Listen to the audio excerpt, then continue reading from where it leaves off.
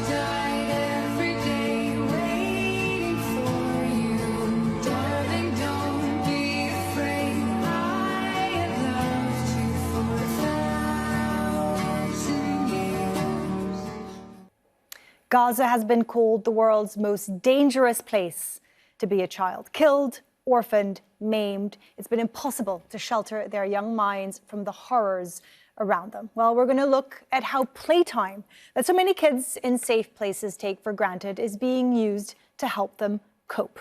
Now, let's talk to Dr. Omar El-Buhaisi. He's a psychiatrist and a field supervisor at Palestine Trauma Centre, joining us from Deir al-Balah in central Gaza. And a little later in the show, we will be joined by two gentlemen involved in empowering Palestinian children through play and dance. Dr. Omar, thank you so much for coming on the show. That scene setter, very, very difficult to watch.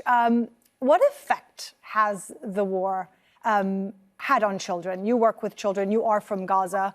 What have you seen? Okay. The children in Gaza are exposed to several types of traumas, directly or indirectly. They're exposed to violence, to aggression. They're exposed to destruction, devastations, and they suffer from different psychological problems. The children lack of basic need, clean water, foods, even space to play. They have no space to play. As you know, the war destroyed schools, playground. The streets are filled of rebels. Usually the children are playing here in Gaza in the street, but unfortunately there is no street, no safe place. Danger surrounds the children everywhere, every time. There is no safe place in Gaza. The child can be at risk anytime. That actually, Dr. Omar, I will jump in there because that leads me perfectly to a clip that I want to play that it shows exactly what you're talking about. Let's take a look.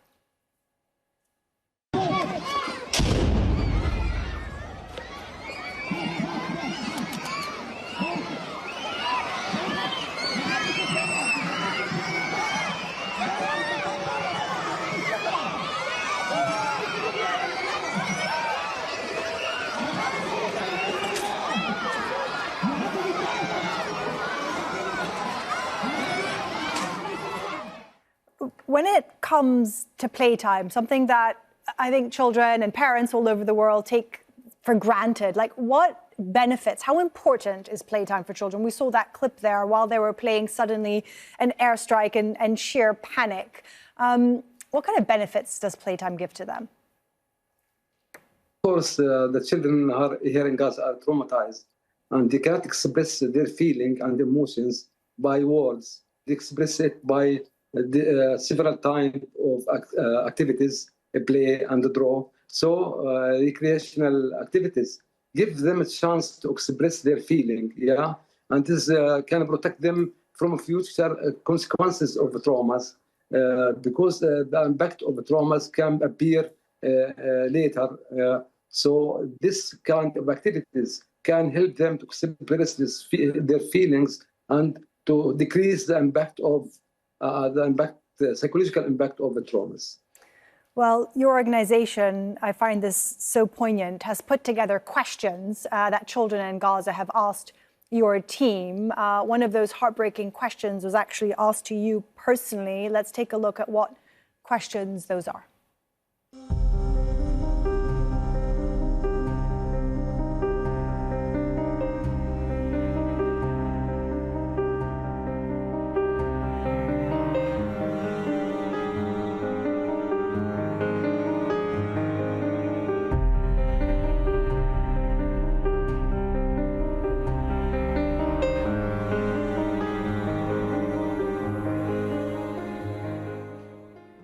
Well, that last one, I believe, was asked to you directly by a 9-year-old girl called Mariam. I believe we have a picture of her showing her with she has an amputated leg.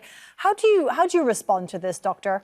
Yes, I remember that girl. Yeah, really, it was very hard question for me, and I have to answer a simple question in simple language that's appropriate to her age. And the idea was to tell her a story about the same situation. One girl have the same situation as a success story. Yeah, how that girl can able to overcome this problem and was able to play and swim in the pool. Yeah, and this story can give her indirect message. Yeah, that's can give her a hope. That's the life not end. I can't lie and tell her yes or no, yeah?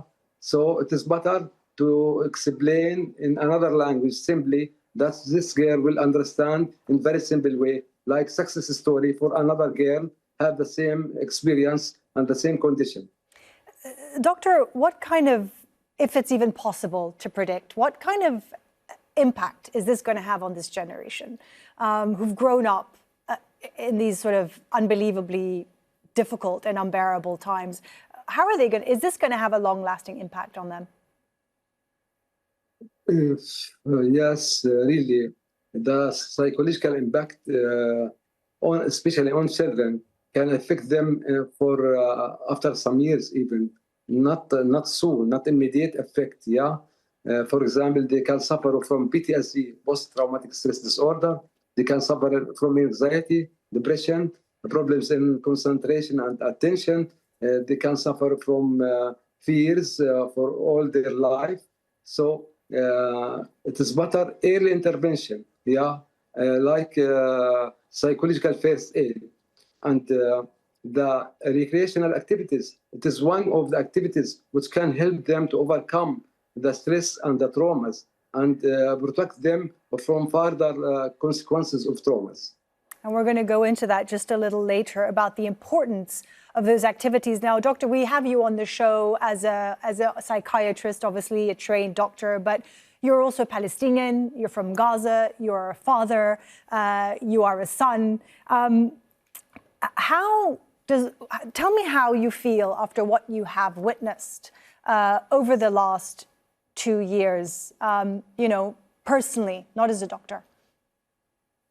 Yes, as you said, I live in Gaza all time of the war, and I exposed to several kind of stress because I am one of the people here. I have the same living conditions. Yeah, for example, I lost 2 of my brothers during the past 2 years with their families. You can speak about 13 member of my family was martyrs in this war. Yeah, and we are living in Gaza in very bad conditions. Yeah, I mean living conditions. We are under fear all the time, day and night. Yeah, and bombardment, shelling every day. No one secure here in Gaza. You can, for example, exposed to airstrike when you are in the street. Yeah, simply. Yeah. Most of the people who was martyred in the war, they are civilian, innocent civilian. Yeah.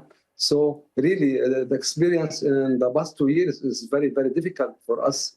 We try to cope. We try to manage our life because the life will go, but it is not easy. The people really they are tired.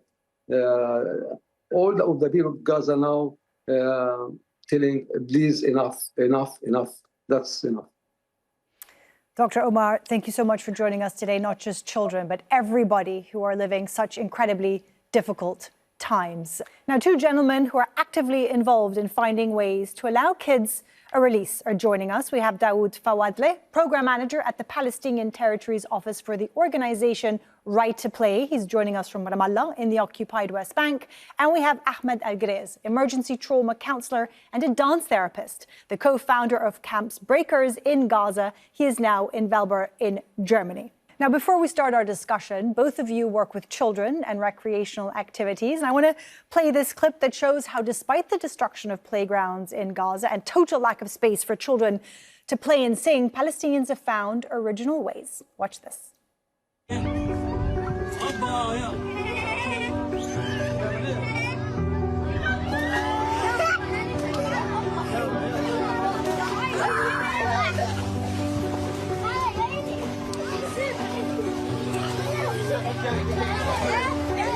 يا خالي بناخد العتبة تخاف بالليل ندوي لك عتمة بشوف تنساش أنا زي النو سلاح فتاك في بغز رجال تحفر أنفاق ترجع بشوال وملاناش لا بلجان. Today there's a lot of drones. I'm gonna sing a song today with drone. شيل شيل يا جمالي شيل يا حوطك بالله دم الشهيد معطر بالهيل ليل يا ليلو ويل ويل عالظالمي ويل ويل من الله لا أسهر على نجوم الليل أنا شيل شيل يا جمالي شيل يا حوطك بالله دم الشهيد معطر بالهيل ليل يا ليلو ويل ويل عالظالمي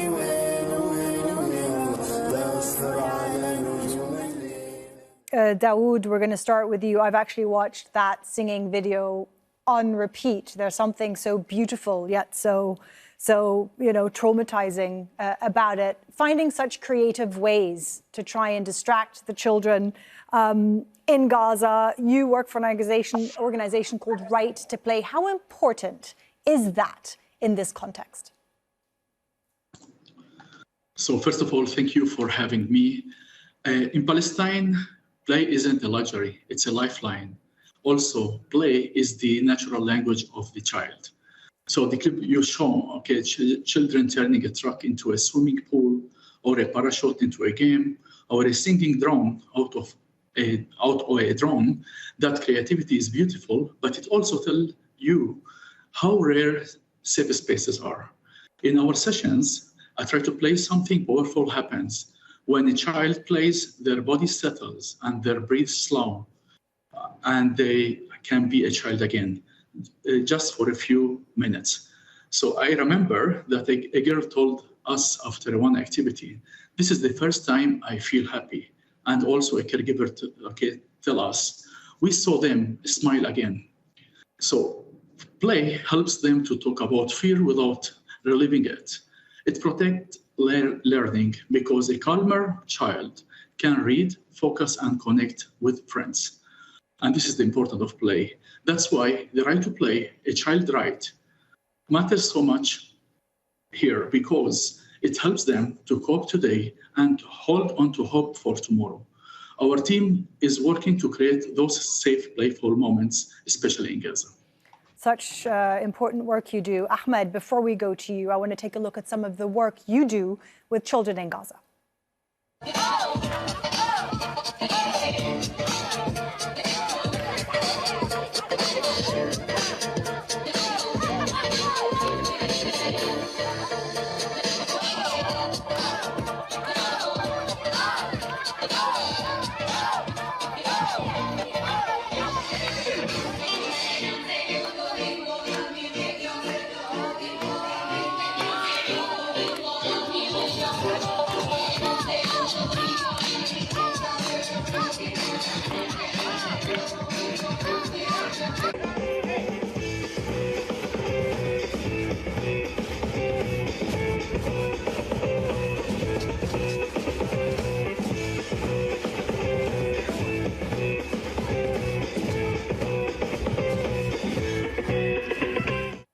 Ahmed, I understand you co-founded this group. You are a breakdancer yourself. You're also a trauma counsellor. What benefits are the children getting from teaching them breakdancing in Gaza? Those videos are wonderful to see. You almost forget for a second what reality they're living in. Okay, first I want to thank you for having me in this program. And if I want to talk about the benefits of having and joining our dance classes and activities, I want to mention that we were living in a refugee camp, and in the refugee camp, the situation from a long time ago is not that good. So instead of taking care of the children and giving the attention that they need from the parents, they don't have the time to teach them and give them this attention to take care of them because they are busy of having and searching for work, or just cleaning and preparing the food and etc. for the family. So the children are usually in the streets, and in our dance school, we give them this attention that they used or they had to learn it from their parents. And through our activities and dancing classes, we teach them many things and many personal skills. For example, how to communicate, how to cooperate, how to accept and try new things. And all of these activities that we are offering them at our dance school gives them stability, and also give them also the space to express themselves through movement and through other activities. For example, we have our drawing activities, we have our Get Down for Gaza activities at the street for the children who are there in the area. And at the same time, we also give them the ability to develop themselves, to be able to teach, to be able to learn new things, to be able also to try new directions. You make an important point there, of course, that children have had to have trauma help, particularly important things like play, before October the 7th, 2023. Multiple wars they've experienced, blockade, etc. So absolutely something to remember for our audience. Now, we're talking about Gaza, but Daoud, you're joining us from Ramallah in the occupied West Bank. There's no safety for children there either. There is this video from the city of Hebron, where Israeli soldiers were filmed detaining 2 Palestinian children, the ages of 5 and 6. No, I go to his father. Inside is the car. I want to search his father. Hey, go away. Hey, go away.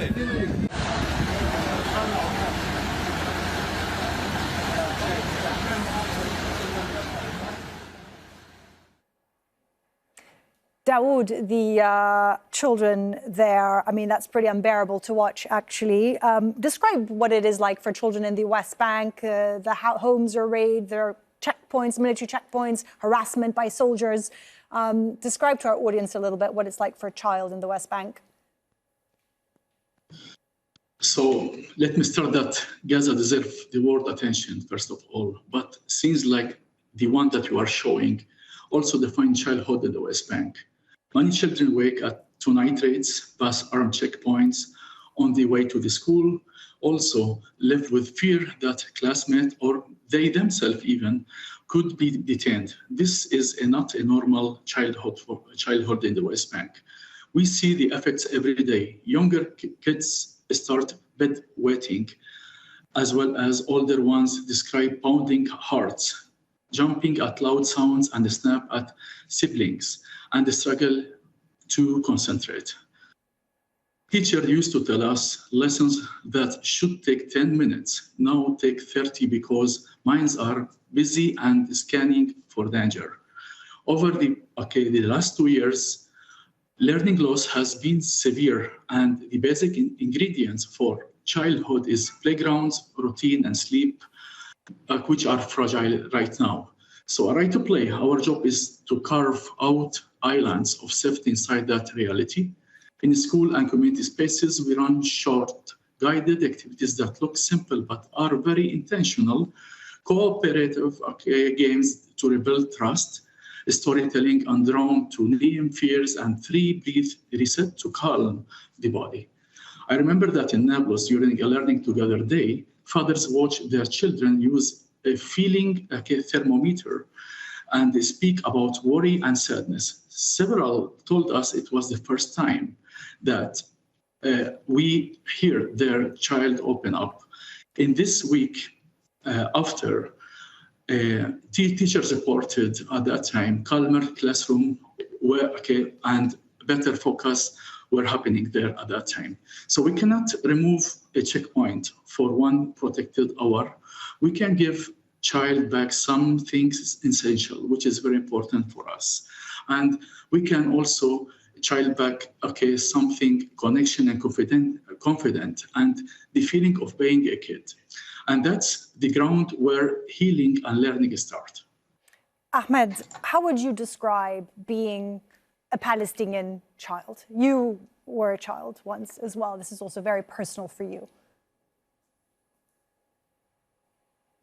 For us, it was all the time difficult to live there and be a Palestinian child, because all the time you have difficulties. You try to survive all the time. It's in somehow like a circle and you are running around yourself. And building our team and founding our team gave us the possibility to meet each other and to express each other to each other and to complain also too. And during having this continually dance lessons and meetings, we built community and discipline. And this made us strong and felt that we are responsible. And that's why we had the way to continue and show that we are still showing resilience. And also through what we are doing, we showed and sent a lot of messages to the world that we are people like anybody else in this world, have the right to play and have the right to live. And especially the future children, we have really to take care of them, and we have to do our best to give them mental stability and everything for the future.